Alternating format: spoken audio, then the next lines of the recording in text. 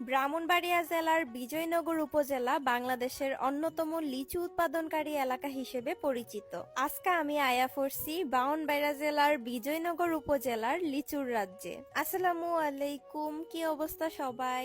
বিজয়নগরের রাস্তা অনেক বেশি সুন্দর, দেখলে মনেও প্রকৃতির কুলে আঁকা এক সরল রেখা, দুই পাশে সারি সারি গাছ আর সবুজে ঘেরা। আমরা যেদিন গেছিলাম সেদিন আকাশটা ছিল অনেক মেঘলা, আর কিছুক্ষণ পরপরই ঝিরঝির করে বৃষ্টি পড়তাছিল। যাই হোক, বিজয়নগরের উর্বর মাটি আর সুন্দর আবহাওয়া লিচু চাষের লাইগা অনেক উপযোগী। বর্তমানে বিজয়নগরে প্রায় 900টারও বেশি লিচু বাগান আছে, যা বিশাল জমি নিয়ে বিস্তৃত। যেখানে দেখা মিলে বিভিন্ন জাতের লিচুর, যেমন পাটনাই, বোম্বাই, চাইনা 3, চাইনা 2 এবং এলাচি জাতের লিচু। এছাড়াও প্রায় প্রতিটা বাড়ির মধ্যেই দেখা যায় 1-2টা করে লিচু গাছ। এখানকার আউলিয়া বাজার, সিঙ্গারবিল বাজার, হরসপুর ও চম্পকনগর বাজারে লিচুর পাইকারি বেচা কেনাও, যেখান থেকে দেশের বিভিন্ন অঞ্চলের ব্যবসায়ীরা আয়া লিচু কিনা লয়া যা। বিজয়নগরের লিচু কিন্তু শুধুমাত্র একটা ফল না, এটা এখানকার মানুষের জীবিকা, সংস্কৃতি আর গর্বের প্রতীক।